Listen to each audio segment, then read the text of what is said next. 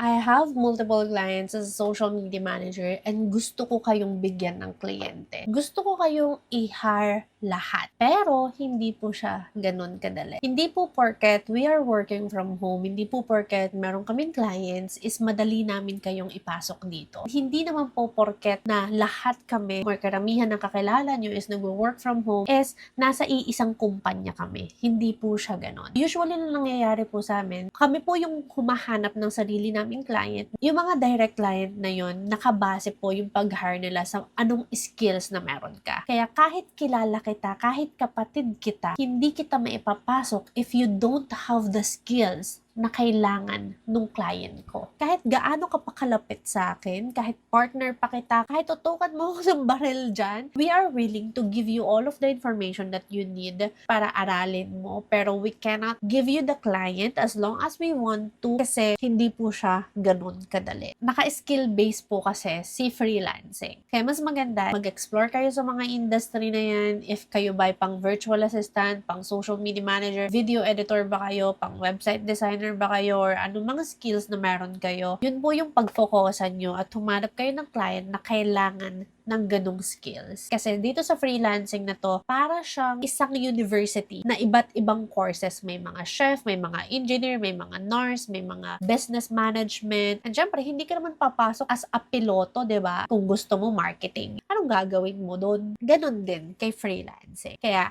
sana po mas maintindihan nyo kung ano si freelancing at mag-search lang kayo dyan. There's a lot of resources. I also have free resources for social media management. Feel free to search my name sa YouTube. Lalabas dyan yung mga videos ko. But if you guys have any question, just let me know in the comment section.